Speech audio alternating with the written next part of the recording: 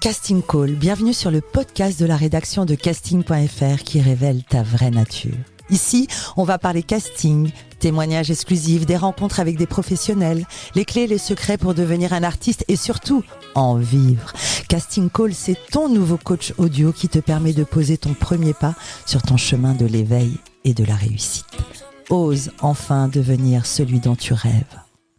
Bonjour et bienvenue sur Casting Call, le podcast de la rédaction de casting.fr. Je suis Soledad Franco et aujourd'hui j'ai le plaisir de recevoir un auteur, comédien, metteur en scène et réalisateur français. Il a été directeur artistique du théâtre de 10 heures pendant plusieurs années et consacre désormais toute son énergie à ses projets de théâtre et de cinéma.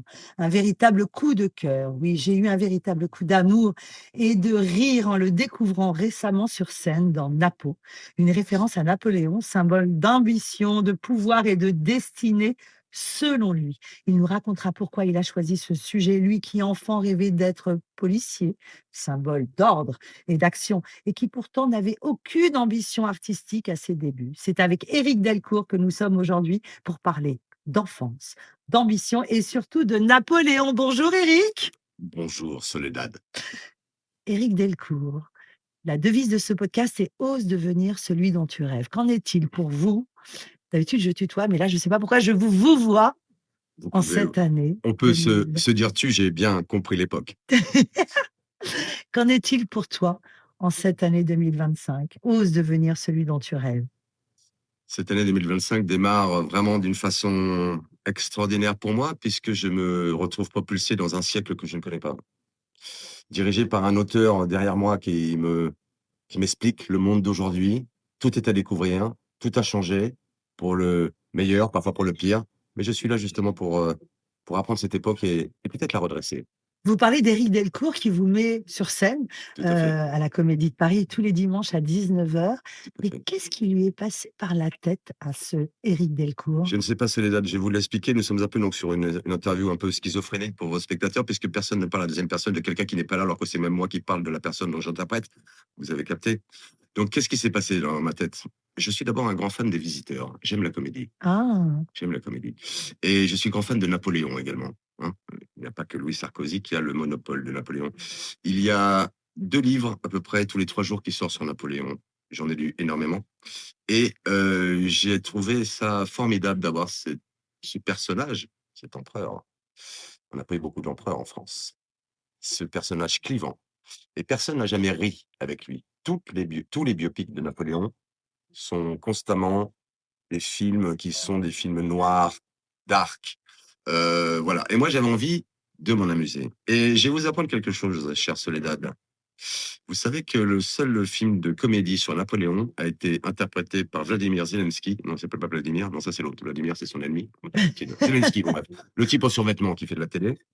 Eh bien, en fait, c'est le seul qui a fait une bouffonnerie sur Napoléon, mais vraiment grotesque. Et je me suis dit, tiens, si lui, il l'a fait, pourquoi ne le faisons-nous pas en France? parce qu'on rit pendant 1h30. Alors, parlez-nous des comédiens qui sont aux côtés de Éric Delcourt, Napoléon. Vous avez raison, c'est un peu schizophrène, mais Ça. on parle de Solé. Mais ne sommes-nous pas dans une époque un peu schizophrène? Ah, complètement. J'essaye de suivre cette interview. Parlez-moi des comédiens qui vous entourent. Alors, j'ai la chance d'être entouré par les meilleurs, puisque je me suis toujours entouré des meilleurs, quelles que soient mes équipes, sauf un qui m'a trahi, Murat, mais enfin, c'était au siècle dernier, je peux pas en parler, il a même couché avec Joséphine, mais enfin bon. Je vais faire l'impasse sur Joséphine ce matin. Alors, il y a Solé, qui est un garçon que j'ai découvert il y a 4 ans. Nous sommes rencontrés sur un long métrage de Grégory Bouboul, qui s'appelle Neuilly-Poissy. Nous étions ensemble en binôme pas de Tolar, mais comment ça s'appelle, de la pénitentiaire. Nous étions à la pénitentiaire, n'est-ce pas? Et nous avons créé une amitié forte. Il a créé son one-man show, qui s'appelle son seul en scène, son stand-up, comme vous dites aujourd'hui, qui s'appelle Daron. Et en fait, il m'a confié la mise en scène. Donc, nous sommes devenus très... Ça suffit! Quand on en parle, on se tait. Merci. Je ne suis pas un personnage, monsieur. Faites très attention. Antoine, des guillotinés Kellerman sur le champ. Donc, où j'en étais? Oui, donc Solé extraordinaire, qui est d'ailleurs au point virgule actuellement, donc il m'a confié la mise en scène de son spectacle. Puis, grâce à lui, j'ai rencontré Boubacar Cabot, qui est un garçon délicieux, incroyablement drôle, pétillant, truculent, talentueux. Et il est venu renforcer l'équipe. Et après, nous avons la seule femme de l'équipe. Et quelle femme? Salomé Granelli, Tout à fait. Divine. Divine, formidable, comédienne hors pair, qui s'investit aussi dans d'autres productions de spectacles Pour enfants. pour enfants qui s'appelle I, je ne sais plus où c'est, à la scène parisienne, voilà. Et cette équipe autour de moi, nous formons un quatuor absolument indestructible et surtout avec une envie de jouer tous les dimanches, 19h. Napo, tous les dimanches à la Comédie de Paris, salle comble. Un travail de lumière, d'esthétique. Il y a un rythme, à des dialogues. C'est complètement fou. Combien de temps ça vous a pris d'écrire et de monter un tel spectacle? Et comment vous avez choisi vos comédiens? Vous avez fait appel à un directeur de casting ou c'est vous à 100%? Vous m'avez parlé de la rencontre avec Solé, mais quel travail il y a derrière ce projet? Parlez-moi, Vous savez, racontez-moi. Soledad, je suis l'empereur. Donc, ce spectacle, je l'ai écrit à peu près en un quart d'heure. J'ai fait 10 minutes pour le casting. Non, plus sérieusement. Ça a pris un petit peu de temps pour l'écrire. J'ai un co-auteur sur ce spectacle. C'est la première fois que j'écris à deux mains. C'est quelqu'un qui s'appelle Tony Zani, qui a beaucoup fait de recherches sur Napoléon pour qu'on ne dise pas trop de bêtises. D'ailleurs, on n'en dit aucune. Tout ce qui est dit dans la pièce est vrai. Enfin, la pièce, ma vie, mon œuvre. J'ai tendance à un petit peu faire du méta là-dedans. Mais donc, en gros, comme je vous ai dit, le casting Solé, je le connaissais. C'est lui qui m'a amené Booba. Et puis, j'ai découvert Salomé par notre metteur en scène, Romain Tunin, que je tiens à souligner son grand talent. Et voilà, on a constitué une équipe. On ne se connaissait pas et on est en train de devenir une famille. Et ça, c'est formidable. Napoléon, c'est l'ordre. Napoléon, c'est la rigueur. 2025, c'est un boom Sarkozy, le Louvre. On a l'impression que votre sujet tombe à pic. Est-ce un hasard? Est-ce un hasard, vraiment? C'était prémédité, vous avez des contacts, un Et réseau? vous savez, je suis très croyant. Je suis corse de base. Et la Tatiana, ma maman, était aussi enfin, je n'aime pas le mot sorcière, mais en tout cas, était une fée un petit peu qui voyait dans le mar de café et m'avait prédit un destin assez grand, en tout cas plus grand que ma taille. Vous parlez d'Éric Delcourt. C'est vous qui voyez. Quel genre d'enfance a eu Éric Delcourt? Il a grandi où, Éric Delcourt? Alors, nous allons parler donc de l'auteur donc, qui m'a donné vie. Alors, il a grandi en banlieue parisienne, dans ce que vous appelez le 9-1, hein, c'est ça? Ok. Voilà, le 9-1, du côté de l'aéroport d'Orly. Magnifique invention, l'aviation. Extraordinaire. Magnifique. Si Et je j'avais crois eu qu'il ça. rêvait d'être policier. Si Encore un symbole d'ordre et d'action. Tout à fait. Qui n'a pas rêvé d'être policier ou pompier? J'étais fan évidemment de Starsky et Hutch. Enfin, il était fan de Starsky et Hutch, bien entendu. Et oui, être policier, courir après les voleurs, embrasser les jolies filles à la fin, puisqu'on est souvent les héros du film, et avoir cette espèce de truculence dans l'œil, on fait les choses avec un revolver, mais tout ça n'est pas pris au sérieux. Après, la police, ce n'est pas que ça. J'ai appris ce que c'était. Mais en tout cas, en fiction, c'était absolument délicieux. Et oui, j'ai voulu être policier un temps. Comment est-il devenu comédien? Ça a été une vocation, une rencontre, une opportunité, Une frustration. une frustration. Je voulais être joueur de tennis professionnel. Je voulais être Yannick Noah. Ok. J'étais fan de tennis, j'ai gagné des tournois, j'ai été très très brillant. Et un coach m'a enlevé mes illusions quand j'ai voulu faire du sport-études. Mon papa est allé voir ce coach et je disais, enfin, Éric Delcourt lui disait, je veux absolument faire du tennis, et je voulais rentrer à l'ATP, je voulais pas faire du tennis comme ça, j'avais vraiment l'ambition d'être numéro 1. J'ai toujours eu une grande ambition, c'est ce que je partage avec Et une Éric certaine Delcourt. discipline. Et une certaine discipline, tout à fait, le tennis, voilà. D'ailleurs, rien ne m'intéressait, à part le tennis. Ni les copines, ni l'école, ni rien, ni le cinéma, ni le théâtre. J'étais complètement pas du tout cultivé, et j'étais complètement sur le tennis. Et ce monsieur a dit ce coach sportif a dit à mon papa que je ne pourrais qu'être entraîneur pour des Cougars à Monaco en fin de carrière. Donc, il a un peu brisé mon rêve. Mon père n'a pas fait donc Mauvaise rencontre. Mauvaise rencontre, mais en même temps, je ne serais pas là aujourd'hui avec vous, Soledad, et ça vaut tout l'or du monde. Et alors, qu'est-ce qui s'est passé? Eh bien, ce qui s'est passé, c'est que j'ai donc quitté l'école à 14 ans. Je suis parti faire un métier d'apprentissage dans le métier de la restauration à Toulouse. Et de 15 à 30 ans, eh bien, j'ai travaillé à Toulouse dans le milieu de la nuit, de la restauration. Voilà, je suis devenu le tourbillon de Loin la nuit du toulousaine. sport, loin de la Plus de sport, discipline, terminé, ça loin m'a de dégoûté. l'hygiène de vie. Alors, la vie, effectivement, avait une hygiène avant Toulouse, puis Toulouse m'a donné une hygiène sans vie. Non, j'ai découvert la fête, j'ai découvert la fête avec tout ce que ça comporte de bien et de pas bien. J'ai découvert les femmes, puisque je n'étais pas intéressé par les femmes. Non pas que j'étais intéressé par les hommes, mais j'étais intéressé par la baballe, le manche, le tennis, et je voulais vraiment gagner Roland Garros. Comment Éric Delcourt entreprend une carrière artistique? Alors, il n'entreprend pas, en fait, c'est vraiment des accidents de parcours, de vie. En fait, en travaillant la nuit, puisque je travaillais en fait, j'ai essayé de changer de sport, à un moment donné, quand je suis arrivé à Toulouse, puisque Toulouse est la capitale du rugby et ma carrière de rugbyman a duré 4 minutes 40. Il faut un plaquage, 3 clavicules pétées.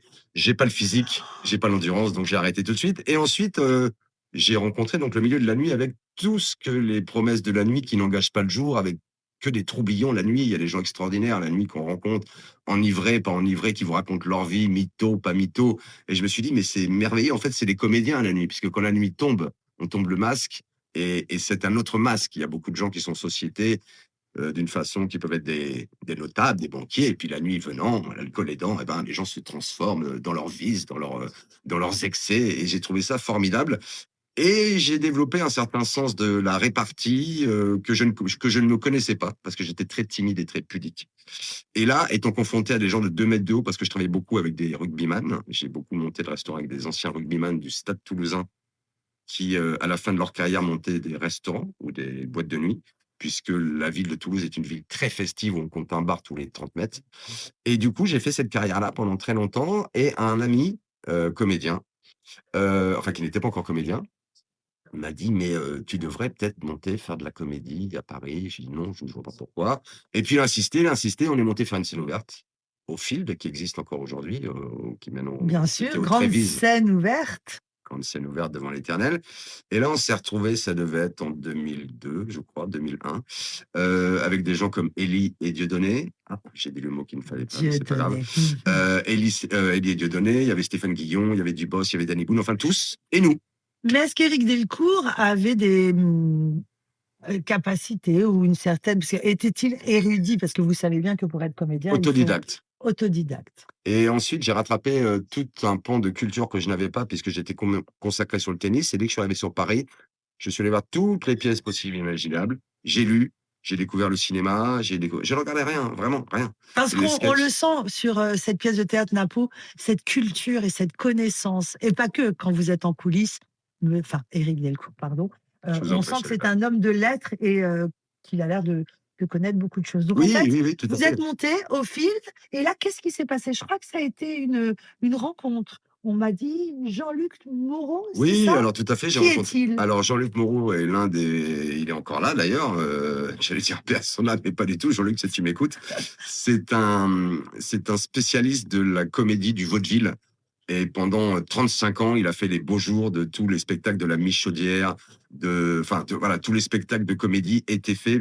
On appelait ça les 3 M à l'époque. Il y avait 3 metteurs en scène: Pierre Mondy, Bernard Murat, Jean-Luc Moreau. Ce qui est fou, c'est qu'il devient, enfin, ce collaborateur artistique était très proche, ou est très proche, non, était, pardon, Bernard Tapie, de Bernard. Alors, Alors, vous avez toujours ce pan entre le milieu artistique et la politique ça vous plaît, ça vous démange. c'est complètement un hasard.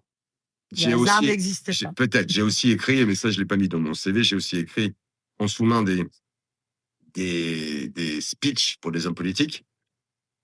Ah, je vois votre œil qui frise. Sauf info, Bon, qui ne sera. Je fais attention parce que peut-être qu'il peut être encore président de la République. vous pouvez dire les noms ou pas? Non, je peux vous dire que quelqu'un de 1,60 m contre qui il était en rivalité, qui est en prison actuellement, voulait l'accrocher à un croc de boucher. C'est tout ce que je peux vous dire. Vous voyez de qui je Alors, parle? pas trop, Ah, hein. Qui peut, un homme qui est en prison? Je sais pas, voilà. Mais en on tout va cas, voilà. creuser. Mais en tout cas, vraiment, c'est quelqu'un que je respecte, ce Dominique de Villepin. Voilà, pour vous donner le nom. Alors là, cette carrière artistique s'offre à vous, à lui, pardon, à Éric Delcourt. Il devient auteur, comédien, a participé à des succès comme Le Pacte des loups avec 5 millions d'entrées. Tout à fait. Éric Delcourt est donc propulsé. Mon premier long métrage. Mon premier long métrage. Bon, j'apparais que 2 minutes 16 dans le film, et 2 Mais quand minutes 16 même, devant 5 millions de personnes, ça fait chaud au cœur. Et pour revenir sur Jean-Luc Moreau, en fait, l'anecdote d'arriver à Bernard Tapie, en fait, c'est une succession d'accidents. Je n'ai pas provoqué ça par rapport à la politique. C'est des choses qui se sont arrivées. Jean-Luc, j'ai été son assistant sur plein de pièces. Et un jour, il me dit, là, on a un dossier épineux. Je lui dis, quel est le dossier épineux? Il me dit, Bernard Tapie. Ah, je lui dis, c'est plus des épines, c'est un sapin. Parce que là, on va avoir des problèmes. Et je me suis pris d'affection, et il s'est pris d'affection pour moi. Il m'a choisi comme collaborateur. Et pendant 2 ans et demi, j'ai été le collaborateur de Bernard Tapie pour le mettre sur scène. J'étais son spécialiste théâtre. ce qui Voilà. est fou, c'est que cette enfance contrariée, avec une ambition sportive, Une ambition sportive, ça veut dire une aptitude à la discipline, à l'hygiène de vie. Cette frustration amène Éric Delcourt dans, j'allais dire, la- la- la- les nuits obscures pour finalement revenir à ce milieu artistique. Et vous parlez d'accident de la vie, comme si c'était votre véritable chemin, votre véritable nature. Alors oui, accident de la vie dans le sens où je n'ai pas de parcours défini. C'est-à-dire que je n'ai jamais voulu être comédien, je n'ai jamais voulu faire de la restauration. Mon objectif, c'était du tennis. À partir du moment où on m'a enlevé mon rêve, j'ai l'impression que mon ADN, ce que je ressentais, m'a fait aller vers ce que je pensais être le mieux pour moi. Et il se trouve que je me suis senti être drôle et légitime la première fois que j'ai foulé une scène sans cours de théâtre, sans rien. Les gens se marraient, riaient. Et en fait, je me suis aperçu que c'était une puissance extraordinaire de pouvoir faire rire les gens. Parce que c'est d'abord un, je sais pas, c'est un don, mais en tout cas, c'est une réjouissance personnelle. Et surtout, ça donne accès à beaucoup de choses. À quel moment Éric Delcourt a eu le déclic? C'est-à-dire qu'il s'est dit, c'est bon. Sur la scène du café de la Gare, pendant le fil de, voilà, on a vu passer Élie Dieudonné, Danny Boone, on a été plus applaudis qu'eux. Je me suis dit, bon, là, il se passe quelque chose. Mais j'ai abandonné dès le soir. Il y a un producteur qui a voulu nous signer pour 2 ans de tournée. J'ai dit non. Et ça, pourquoi? Ben, parce qu'en fait, moi, j'avais fait ça comme une parenthèse enchantée. Et en fait, Mmh. je me suis dit, bon, on fera peut-être la semaine prochaine. Et quand ça a un peu frustré mon binôme de l'époque, qui lui a continué avec sa compagne à l'époque. Donc, du coup, j'ai réécrit tous les sketchs pour eux deux.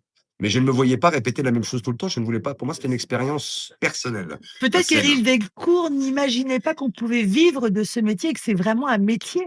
Ça, je l'ai compris avec mes droits d'auteur, Ah, on va parler très argent. tôt. Hem, Le nerf de racontez-moi la guerre. racontez-moi comment vous avez atterri sur ce tournage Le Pack des loups? Un casting, une rencontre, un agent? Toujours pareil, un accident, c'est-à-dire que je jouais ma première pièce de théâtre qui s'appelait Droit de succession avec un grand succès au Café de la Gare et un monsieur qui, paix à son âme, qui a beaucoup compté dans la vie d'Éric Desclos, qui s'appelle Samuel Hadida. On fait Le Pacte des loups, Le Seigneur des Anneaux, enfin Seven, enfin c'est extraordinaire ce qu'ils peuvent faire. Et il m'a acheté ma première pièce de théâtre parce qu'il était rarement allé au théâtre. Il a dit mais c'est extraordinaire, donc je t'achète, on va en faire un film. La vie fait que le film n'a jamais vu le jour, mais il m'a offert un bureau sur les Champs-Élysées pour que je puisse travailler. Donc, il ne me rémunérait pas, ça s'appelait un first look deal. Et en fait, tout ce que je faisais tombait sur son bureau. Et il me disait oui, j'ai envie de le faire ou non, on va le faire ailleurs. Voilà. Et en contrepartie, j'avais un bureau de 90 mètres carrés sur les Champs. J'étais en train de me la raconter un petit peu, je vous cache pas. 116 bis, avenue des Champs-Élysées, juste au-dessus du Lido. Et du coup, un jour, je rencontre Christophe Gans qui fait le Pacte des loups qui m'aime bien et qui me donne un petit rôle. Alors évidemment, je mens, puisqu'il me demande si j'ai mon galop 4 à cheval. Je lui dis qu'évidemment oui, je suis né sur un cheval, sauf que je Ça, n'ai c'est une jamais bonne vu. info. J'ai Ça, ja c'est une bonne info. Ça, c'est une bonne info. Donnez toujours, enfin, c'est super faut pour les artistes qui nous écoutent. faut pas Hem, hésiter à pas mentir, mais à extrapoler. En fait, je me suis dit que c'est pas mentir, par exemple, sur un CV, c'est savoir qu'on pourrait savoir faire du cheval, même si je ne sais pas. Et si vous devez faire du cheval, de toute façon, vous avez une formation, on vous demande jamais, vous n'êtes pas cascadeur, on vous demande jamais. Mais par exemple, c'est dommage de s'arrêter, à dire des choses, alors que vous pensez le faire. Alors peut-être le saut en parachute, si vous l'avez jamais fait, c'est peut-être un petit peu dangereux. Mais, je sais pas, voilà, je trouve que les gens parfois se limite. se limitent. «Non, mais j'ai pas fait ça, je pourrais pas le faire». Mais tout est possible dans cette vie. Tout est possible. Ah, j'adore entendre ça. Il faut s'en donner les moyens, mais tout est possible. Et les rencontres sont importantes dans une vie. Pas se tromper. Mais c'est bien aussi de se tromper. Vous avez même été, enfin, Éric Delcourt a eu un contrat dans un long métrage comme assistant. Alors tout à fait, en fait, dans le Pacte des loups, ça je paix à son âme aussi, je ne connais que Vous des avez gens de tout sa vie. fait. Il a tout fait. Bah, en fait, le 3e assistant faisait n'importe quoi sur ce film et j'étais assez proche de Samuel Hadida et une fois que mes 5 jours de tournage étaient passés, j'ai vu que ce type s'est fait virer et on m'a dit: «Mais, merde, il faut le remplacer» et on s'est dit: «Mais moi je peux le faire en fait, parce que c'est quoi en fait? Ça correspond à quoi?» Et c'était en fait régler la figuration de masse. Parce qu'on avait des jusqu'à 400 à 1000 figurants. C'est l'un des derniers gros films, Le Pacte des loups qui a engendré beaucoup d'argent, beaucoup de dépenses, mais beaucoup de recettes également. Et donc je me suis dit: «Oui, bien sûr, j'ai déjà fait». J'ai menti, j'ai dit que j'avais travaillé sur le film de Colin Serrault, je ne sais plus quoi. Bon, bref, La Belle Verte, je crois. Ouais. Et j'ai été pris et j'ai assuré le job. Et Quand vous dites mentir, c'est rigolo parce que on reçoit beaucoup d'artistes qui nous parlent de la visualisation positive. Vous savez, parfois, on se conditionne tellement que cette réalité devient vraie et c'est ça qui vous alors, moi, permet de c'est, réussir. alors, moi, c'est tout l'inverse. Ah, Moi, OK. depuis ma plus tendre enfance, je me réveille le matin, c'est séquence 1, intérieur, matin, jour. Qu'est-ce qui va se passer? Qui vont être les protagonistes de ma journée? Et en fonction, j'improvise et il se passe les choses. Ça a été pareil pour Bernard Tapie. Je devais pas le rencontrer la veille. Et le matin, à 6 heures du matin, je suis avec lui. Il me parle excessivement mal. Je m'en vais avec ma petite mallette et il me dit où il va, lui, avec ses petites couilles. Et je lui dis, bah, écoutez, Bernard, moi, en tout cas, ni je vous respecte, ni je vous aime pas. Mais là, on va pas pouvoir travailler ensemble. Et il m'a engagé, on a travaillé 3 ans ensemble. Ah, elle est drôle cette Voilà. anecdote. Et j'ai pas cherché du tout à rencontrer Bernard Tapie. Qu'est-ce que Jamais. vous pouvez nous dire de justement cette rencontre? Qu'est-ce qui vous a Du personnage? de Bernard Tapie, qu'est-ce qui Ah, vous a transmis? il est napoléonien. Transmis? Pas grand-chose. Ce qu'il m'a transmis, c'est, il m'a transmis, justement des choses qu'il ne faisait pas. C'est-à-dire, ne calculer personne, ne pas avoir d'affect, tout ce que j'ai et d'avancer, pour soi. C'est-à-dire, c'est quelqu'un qui était un rouleau compresseur, qui sa famille était très importante, mais enfin la quête du pouvoir, par exemple, sa quête du pouvoir, qu'il avait constamment, moi, ne m'a pas intéressé et la preuve en est, puisqu'il en est malheureusement pour lui, décédé, puisque son cancer est lié à tous ces c'était un esthète, il fumait pas, il mangeait pas, enfin, il faisait vraiment très attention et il s'est rongé pour reconquérir son pouvoir de l'argent qu'il avait perdu et ce que ça m'a appris, c'est qu'il faut parfois, changer de route si, à force de prendre le mur, parfois il faut tourner parce qu'il y a peut-être un chemin qui vous détourne du mur. Ce qui est intéressant, c'est que il y a ce parallèle entre le milieu artistique et ces hommes politiques. On le sait, les artistes sont des êtres de lumière et qui sont des êtres extrêmement émotifs. Ils ont ces émotions à vivre et c'est ce qui leur permet de se mettre au service d'histoire et d'interpréter, alors qu'on a l'impression que les hommes politiques ont cette, peut-être même un peu comme les chefs d'entreprise, ce côté un peu plus ce mindset ultra posi pro 1, 2, 3, je recommence, il faudra couper. Ce mindset ultra productif qui vous oblige à oublier un peu les émotions et qu'est-ce qui vous fascine autant chez les politiques? Vous qui êtes un Parce que être je si trouve que les sensible. meilleurs sont des grands acteurs. Je trouve que Donald Trump est plus drôle que Jim Carrey aujourd'hui, par exemple. On est mené par des gens, de Macron à Poutine à Zelensky. J'ai écrit un temps pour les Éric Delcourt a écrit un temps pour les Guignols de l'info qui n'existe plus, qui était vraiment une soupape pour tout le monde. On l'a coupé. Je ne vais pas. On a coupé cette émission. Vous savez certainement les raisons. Peu importe. Ça, encore une fois, elles sont politiques. Et je trouve qu'on avait des gens beaucoup plus carrés, beaucoup plus sérieux, jusqu'à Jacques Chirac. Depuis que Nicolas Sarkozy a pipolisé, donc voici sa rencontre avec sa compagne chez Euro Disney. Pour moi, les politiques ont perdu tout crédit. Et ce sont des marionnettes. Donc ce sont des acteurs avant tout. Avec beaucoup de tchatch. On est quand même à l'aube depuis maintenant 4 mois de la Troisième Guerre mondiale. Il suffirait d'appuyer sur le bouton. Personne n'appuiera sur ce bouton. C'est que du sketch. C'est que du bras de fer. Donc en fait, ils deviennent moins crédibles. Moins crédibles que les acteurs qui, eux, du coup, deviennent moins crédibles puisque maintenant, ils sont obligés de les interpréter. C'est-à-dire que le dernier Oscar en date à Hollywood est un acteur qui a interprété Donald Trump. Lorsque Éric Delcourt parle des Guignols, évidemment, vous parlez de censure?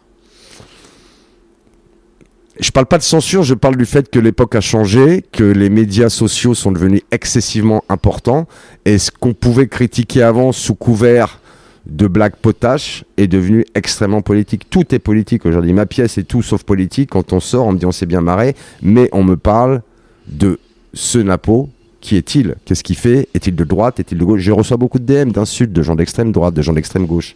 Parce que pour les uns, pour les gens de droite, je ridiculise le personnage, et pour les gens de gauche, je le réhabilite. C'est un personnage clivant, Napoléon, c'est un empereur. Un empereur. Il a arrêté l'esclavagisme, puis il l'a remis, parce que c'était pour le business de la canne à sucre. C'était quelqu'un de pragmatique. Il n'était pas raciste, il a même failli être musulman. Mais à l'époque, effectivement, l'époque n'était pas la même. Il avait un grand respect pour ce qu'on appelle les Malmouks, qui étaient des Africains du Nord, et il avait pas trop de respect pour les Africains du Sud, qui étaient vraiment des petites mains de l'esclavagisme. C'était des gens qui n'avaient malheureusement pas l'accès au pouvoir, et pour eux, c'était des employés. Voilà.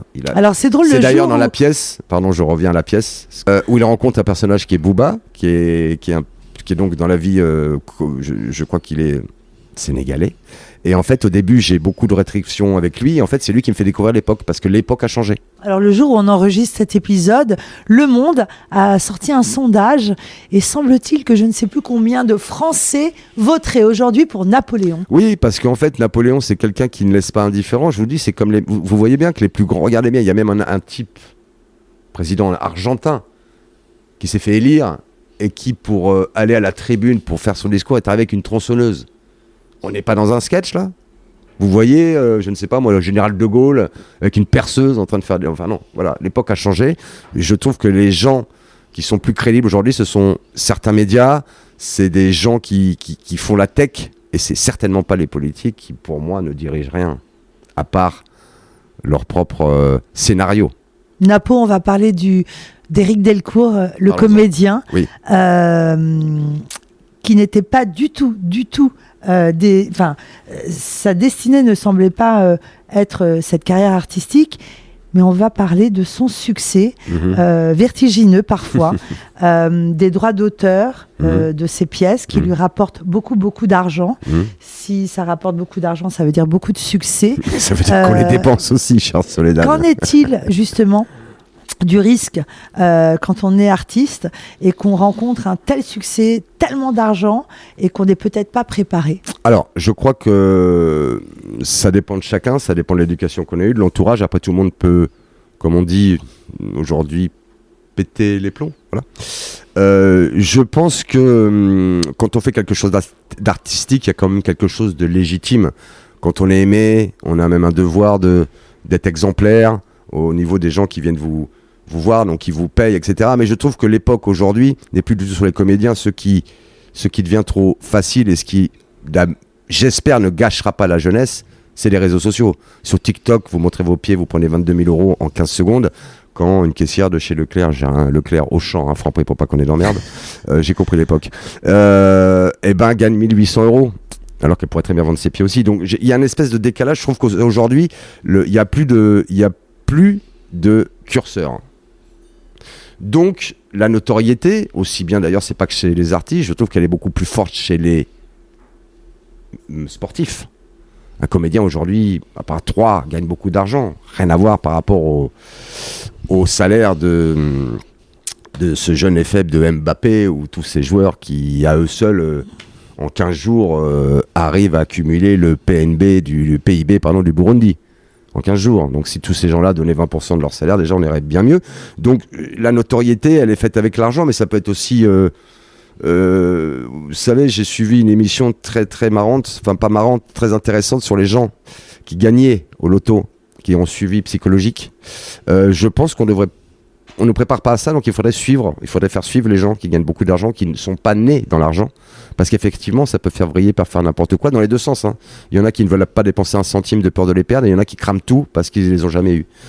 Donc l'argent, c'est à la fois magnifique et c'est à la fois le mal de notre société. Napo, est-ce qu'Éric Delcourt a souvent passé des castings ? Souvent, Éric Delcourt est souvent en callback. En callback. Ah oui, moi je suis le roi du callback.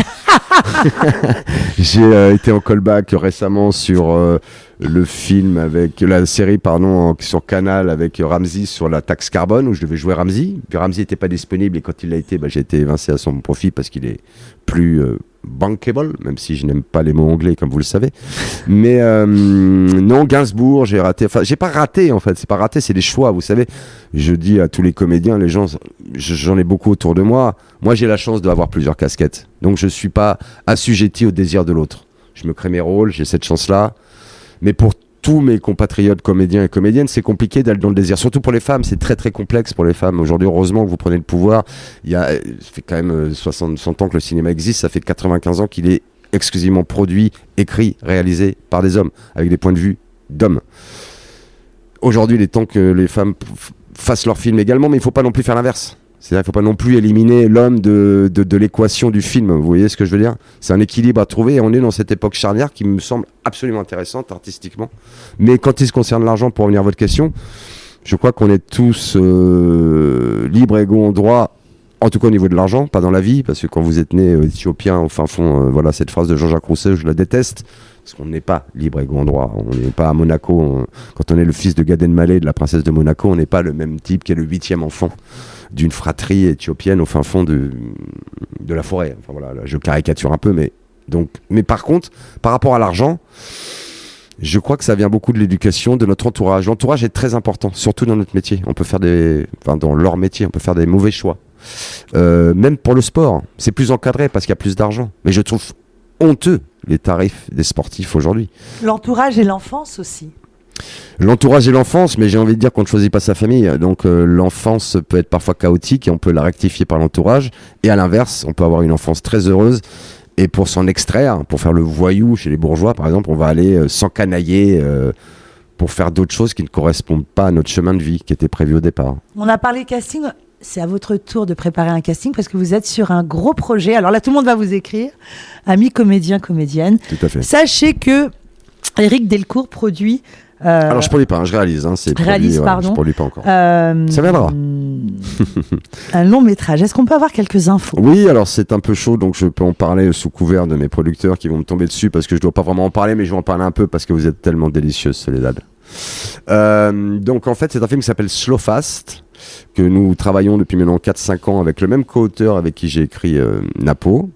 Et aujourd'hui, je travaille avec Kevin Debonne. Nous allons choraliser ce film ensemble, qui va se passer au mois de mai-juin.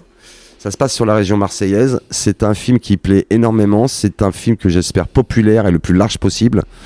Et c'est une comédie, bien entendu. Je peux pas en dire plus, mais ce que je peux dire, c'est qu'on va essayer de réunir tout le monde dans ce film, parce que je trouve qu'on a oublié un peu au cinéma. Le film est devenu segmentant, communautaire, et ça m'ennuie. Parce que pour moi j'ai envie de refaire La Grande Vadrouille. La Grande Vadrouille, ça plaisait à tout le monde. Alors je refais pas La Grande Vadrouille en remake, bien sûr, mais je trouve qu'on oublie quand on fait qu'on s'adresse au plus grand nombre. Voilà. Comment vous avez préparé votre rôle Napo ? Vous êtes venu en tenue, ce costume est juste divin. On ne voit pas vos bottes, mais les bottes le sont aussi. Est-ce que vous avez eu un coach ? Est-ce que vous avez comment vous travaillez ? Avec Francis Lalanne, j'ai piqué ses bottes, je suis plaisante. Uruguayo, Francis Lalanne, l'Uruguayen qu'on aime, qu'on salue. Francis Lalanne, je le connais un peu, il me fait rire parce que dans sa démesure, il est fou et en même temps, c'est un poète génial. Vous savez qu'il est uruguayen. Je sais que c'est un compatriote. Je sais, non, mais je l'aime beaucoup dans sa démesure et dans son look. Depuis des années, c'est quelqu'un qui a marqué l'époque et qui pourrait être totalement à l'aise dans l'époque napoléonienne. Non, j'ai vraiment pas... Alors, n'ayant jamais suivi de cours de comédie, je fais beaucoup confiance à mon instinct. Donc, je me prépare pas vraiment par rapport à mes autres camarades de jeu, ce qui les déstabilise un peu. Mais je sais où je vais. Mais après, c'est une interprétation totalement fantasmée de ma part, d'autant plus qu'on n'a aucune image d'archive de Napoléon, enfin en tout cas de sa voix, on l'a jamais vu bouger, on n'a que des gravures. À l'inverse, par exemple, d'un autre dictateur, puisqu'il était quand même un peu dictateur, d'Adolf Hitler, qui, à chaque fois qu'on le voit, c'est qu'un petit gars énervé, on ne voit que la haine de ce type parce qu'il y a des images animées. Donc on ne pourrait pas, c'est compliqué de rire de lui par exemple. Napoléon, on ne sait pas. C'est ce qui me plaît, c'est clivant. C'est pour ça que sur les réseaux, ça se déchaîne parce qu'en fait, tout le monde me dit, par exemple, vous voyez, j'ai cette posture là, de main, là, à droite. Et personne ne sait pourquoi en fait. Il y en a qui disent que c'était pour soigner un ulcère. Il y en a qui disent que c'est parce qu'il avait un pouce atrophié. Il y en a d'autres qui disent tout simplement que c'était pour une posture. Parce qu'on dit souvent que Napoléon était le premier influenceur. Ce bicorne, qui était le seul à porter, les autres le portaient dans l'autre sens. Il a créé une marque. On s'en rappelle, ce bicorne, vous mettez un bicorne à n'importe qui, même si vous ne connaissez pas le nom, même un enfant vous dire « Ah oui !» Peut-être pas c'est Napo, mais voilà, c'était le premier influenceur. Il y a même un livre qui s'appelle Napoléon, le premier influenceur, et c'était quelqu'un qui était visionnaire sur son temps. Vous pensez pas que cette main a été placée sur un revolver ? Je pense pas parce que j'en ai un sur scène tous les soirs, j'ai essayé de le placer là c'est très compliqué et en plus à l'époque ça partait comme une détonation rapide d'un coup de poudre, donc pour se perforer l'estomac il n'y avait pas de mieux. Non, je pense moi très sincèrement, j'ai lu plusieurs œuvres, je pense que c'était pour la posture. Pour l'ulcère, je sais pas. Est-ce qu'Éric Delcourt vote ? Pour qui ? Je sais pas, est-ce qu'il vote ? Je suis en campagne, cher Soledad, pour 2027, donc je vais évidemment voter pour Napo. Enfin, Éric Delcourt votera pour Napo, je lui souhaite en tout cas. Napo à la Comédie de Paris, tous les dimanches à 19h. Est-ce que cette pièce de théâtre ne pourrait-elle pas être au cinéma ? C'est totalement envisageable et envisagé. Mais chaque chose en son temps. Je n'aime pas les mots anglais, mais il y a une formule que j'aime bien, c'est step by step. Voilà. Napo, qu'est-ce que Éric Delcourt dirait à son enfance, au petit garçon qu'il était? Eh bien, tu as bien fait de ne pas suivre le chemin qui t'était tracé. Merci Napo. Enfin, Éric Delcourt. Merci. Et à très bientôt. On se retrouve à la Comédie de Paris tous les dimanches à 19h. À bientôt. Merci, à bientôt.